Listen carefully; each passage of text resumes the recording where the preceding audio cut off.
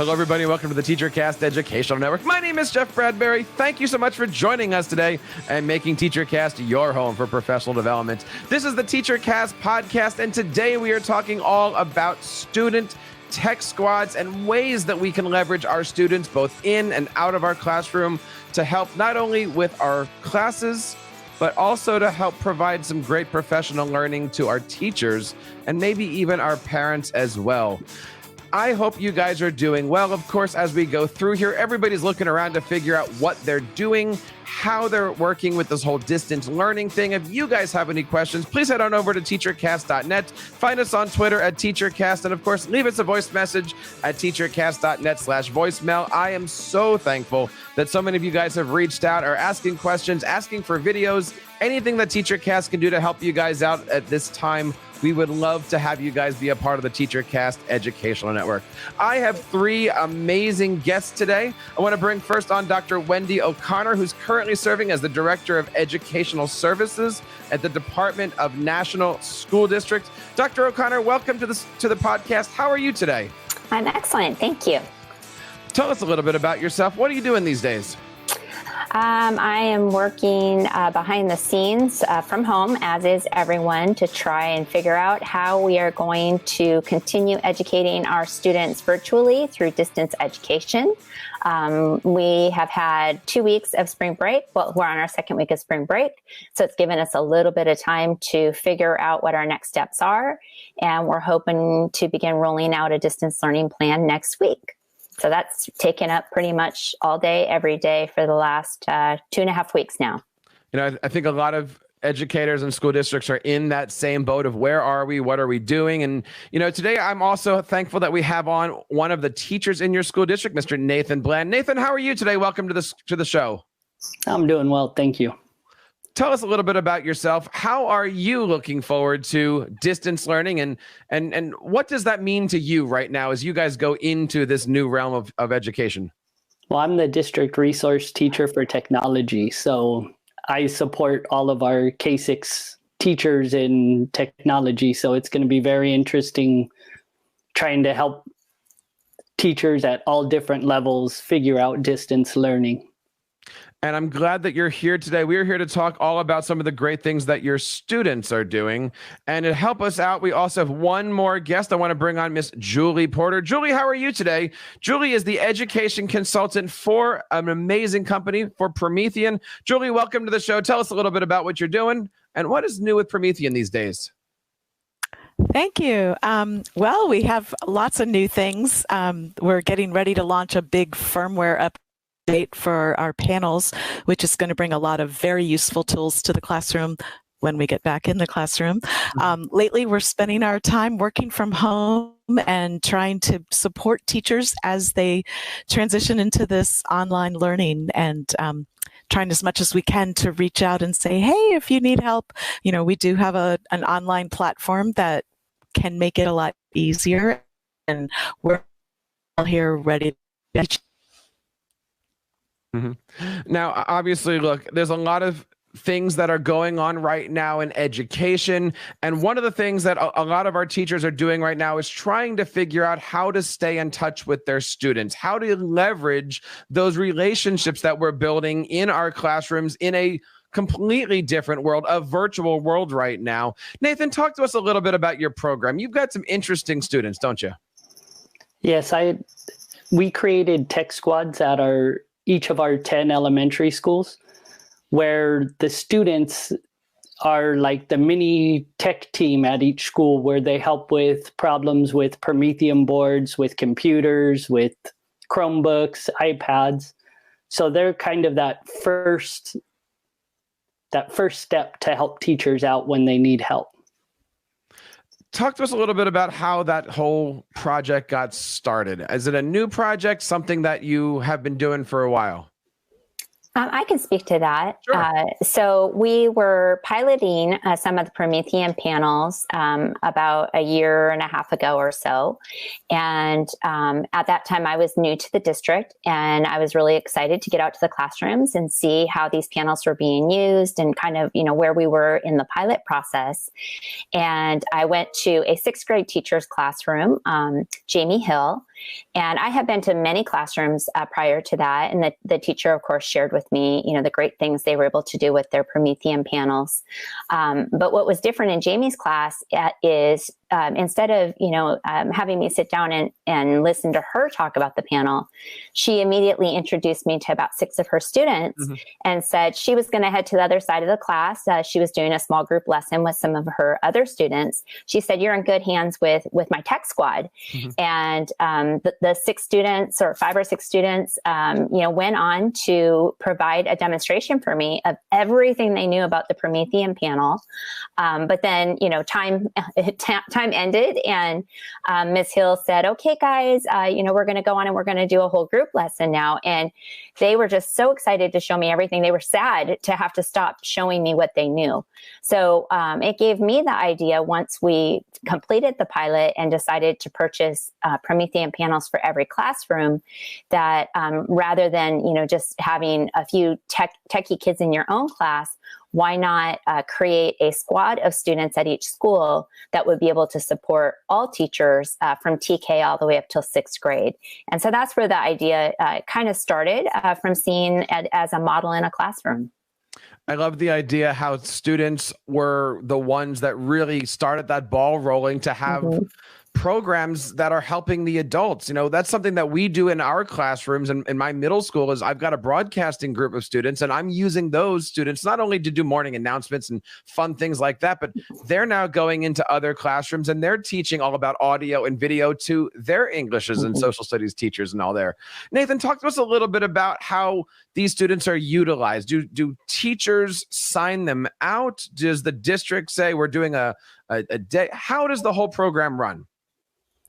So initially, we trained that group of students over the summer. Julie came in and provided a one-day training with the students. And now this tech squads just kind of run on their own. When teachers need them, they can send a pass to pick up one of these 5th or 6th grade students that will come in and help solve whatever issue they have. The students also check in the offices in the morning to see if there's substitutes. So that way they can go in the class and give a quick training to the substitutes before school starts. That is such a great idea, to have the students being helpful for when there's, extra visitors and extra guests. Julie, talk to us a little bit about the training. What was it like working with the students? What level were they at? Did you have to start at level 0, level 10? Talk to us a little bit about working with these wonderful students. They were amazing. First of all, this is a fantastic group of students. And we had several, like 3 hours of training and really no breaks. And we had no problems. The kids were just actively engaged and excited. We kind of started from square one with using the Promethean panels, but they were very quick studies. Students are so familiar with technology and it's easy for them. So they were great. And then they were really excited to presented to the teachers the next day to show off what they learned. And all of us trainers were sitting there, like, as a student demonstrated something that we individually had taught them, it was like, yes, they remembered what I said. It was pretty great. How many students total did you say that you have in the program? We have about 75 students. Wow. Because it's 10 schools, and depending on the size of the school, they have between 6 and 9 students at each school. So they must work together an awful lot. Do they have a chance to work between, obviously, not between the schools, but do they have a chance to interact with each other? Do you have like a huge Google Classroom or some kind of resource? How do you keep track of everything, and how do you make sure that everyone's staying up to date on the latest technologies? Yeah, absolutely. We do a lot through Google Classroom. So I do a lot of screencasts that I send out to the students. So like if they need to go update the Promethean board, for example, I'll do a screencast so they can watch it before they go do it. Since it's 10 different schools, it's kind of hard for me to meet with them very often. Like we meet maybe about once a quarter or so. And then most of it's through Google Classroom. And the great thing is with Google Classroom, when the students have a question, a lot of times before I can even answer, one of the other students in the group will answer their question. That's pretty awesome. With my own broadcasting kids, I'm starting from scratch. We're trying to build this program here. How long do you think it took, would you say, from your program to go from concept to students? You said you have 70 something of your students to, starting to work as a team, starting to act like a family around each other. What was that process like? Go ahead, Wendy. I was going to speak a little bit to the recruitment process, which was pretty quick. And then, Nathan can kind of take it from there. We decided, to do the recruitment at the end of last school year. The idea is that we wanted students in both 5th and 6th grade. So we asked the teachers to work with their students to recruit 4th and 5th graders. So when they started the new year, they would be 5th and 6th graders. And then the idea is that we can continue utilizing those students for the onboarding for subsequent years. So, of course, the 6th graders will leave us to go to middle school, but the 5th graders will become 6th graders and be able to onboard the new 5th graders that we will recruit at the end. Well, I don't know what distance learning, but we will eventually recruit who our new students will be to add on to the team. And it was a pretty quick process. I would say we probably, from the time we kind of collaborated with Julie to decide how we wanted to do it and when we wanted to do the training, we communicated with the teachers. The teachers helped identify the students. We had a parent permission process as well. And it seems like it was maybe about a 2 to 3 week turnaround. So it was very quick for the recruitment. And then, like we already mentioned, they had the training over the summer. So we were able to all be together. And then Nathan kind of took it from there once the school year started. So I'll let him kind of add on how it grew as the year moved forward. The best thing is that we got a great group of students who are really enthusiastic about what they're doing, and they're always looking for new work to do. They came together as groups really fast. At the beginning, they would all go together just so if one student forgot something, one of the other students in the group would remember. So at first they went in groups of, 4 to 8. And then from there, they kind of pared down to teams of 2 where each duo will check in at the office each morning to kind of see if there's anything to do. Mm-hmm. When there's bigger projects, all the students will show up and they'll go to all the classrooms, like if it's an update or something like that. Just listening to the process that you go through, I'm sitting here thinking about, again, my own students, how I'm hoping that this summer turns out, how I'm hoping that next summer starts.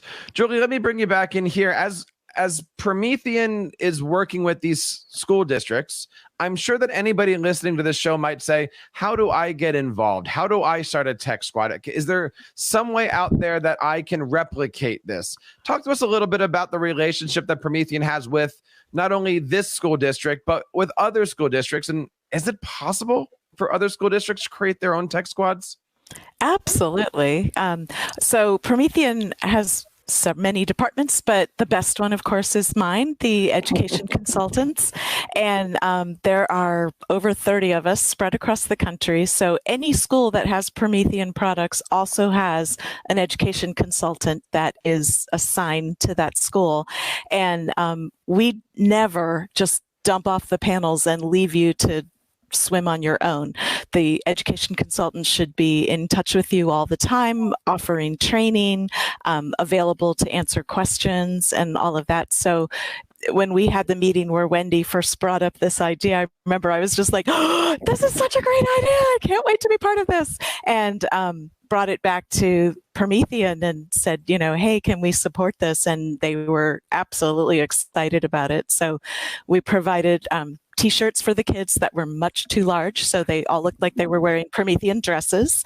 And but Promethean in general is very excited about this program, and any of the ECs would be really happy to help any other schools implement it. I love that, of just being able to work out there, help out, get them gear that they can wear, feel proud, feel part of that team. Was there a budget involved in any of this stuff? I mean, in order to start this up, it seems like it's just student learns the knowledge and then turns it around. But, Dr. O'Connor, is there a budget for the program, supporting 70 some students here? Really, there hasn't been any need to create a budget. I know when we did the training, Promethean donated the T-shirts and donated pizza for lunch that day. And beyond that, everything's just been kind of moving forward organically. Not that we couldn't, think about a budget and how to enhance it, but we really have not needed to. It hasn't been a necessary piece. So, I think the reward of just being part of this team and being able to, move forward with technology for our teachers, our students, and our whole staff has, really been the goal. And we've done it without having to spend a dime. Now, obviously, we're in a spot right now in education where there's a lot of unknowns, but there is going to be a point in time where we get back together, get the classroom together, and return to a sense of normalcy. I want to start with Nathan here. What do you see the future of your program being? All things considered, all things equal here.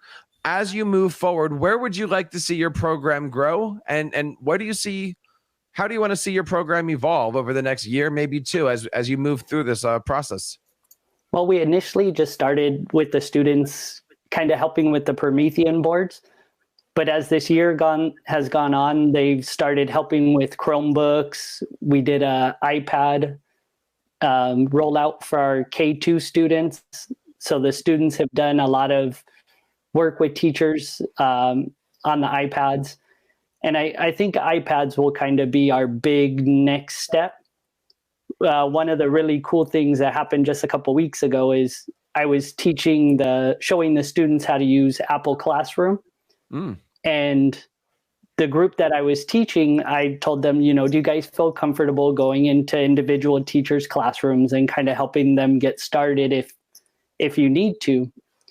And these little fifth graders go, well, why don't we do a staff meeting for all the teachers where we can just teach them all at one time?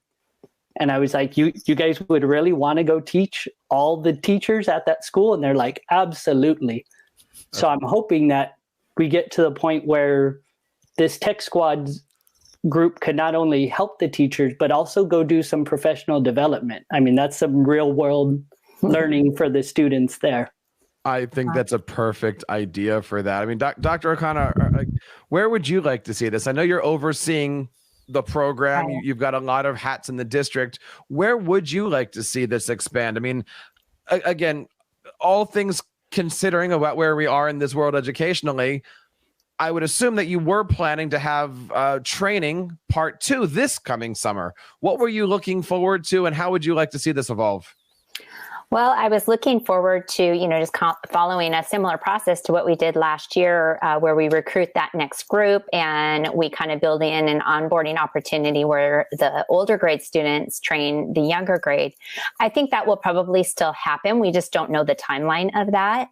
But, now that we're moving into this distance learning, as I mentioned, we've been on spring break, so we haven't rolled it out yet. But I would love to be able to kind of brainstorm with Nathan and Julie, outside of this podcast, how these students might support our teachers, because one of our challenges we know is going to be teachers who are maybe a little bit anxious with technology are really going to struggle with distance learning. And maybe the tech students at that particular school could, be on call or something. I don't know. We can kind of brainstorm, how we might be able to use them to support teachers. And I also think those students could be a great group for us to gather feedback as we roll out distance learning. I had an opportunity to join a 2-day webinar with Discovery Education last week about distance learning. It was amazing. It was wonderful. One of my favorite parts of that webinar was a segment where we heard tips from China. So educators, technology folks who were, doing the distance learning in China, they were going on week 9. And they kind of ended their segment with something that really resonated with me. They said, be prepared to have a lot of challenges and make a lot of mistakes, and be prepared to learn from that. So the whole, the growth mindset. And they said, and the best way to do that is to ask your students, How is it going? What's working? What can we do different? What can we do better? What should we stop doing? And I really think that this group of students could be, our feedback group. Of course, we'll want feedback from all students, but we can really put them in that leadership role and say, hey, your feedback is going to make a difference for our entire district on how we move forward with this and how we might revise and improve as we go. So that's something that, really has just popped into my head recently. But I would love to be able to utilize those kiddos in whatever capacity, presents itself as we move forward. I think that's some of the best advice that we've had when it comes to distance learning. We've done a lot of shows on the topic, especially over on our Ask the Tech Coach brand. And this the whole idea of keeping the students not only involved, but involved with everything. Mm-hmm. I mean, ask them their opinions. They're the ones that are there and using it.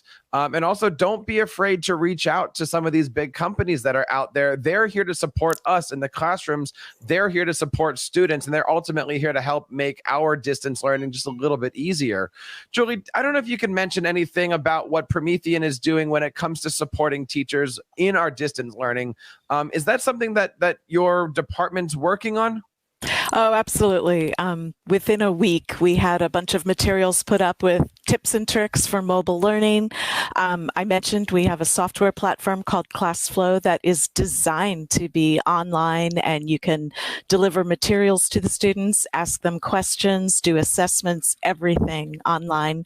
The ECs are all lined up and ready to help. We're going to start providing twice weekly webinars and Facebook Live sessions on just little things that can be done with our software, even without our hardware. And we're trying everything we can think of to be helpful to teachers. Well, we would certainly love to hear when those dates are. We'll put them in our show notes for this, and we'll start to tweet those out. Great. Because right now, there's a lot of teachers that are getting together, and they're starting the journey. They're in the middle of the journey, but my goodness, my heart just dropped and you said 9 weeks, and who knows where we are Right. with everything here. But the one thing I'm learning is that we are all here to support each other, and that's colleague to colleague, tech coach to teacher, teacher to student, ed tech company to school district and beyond.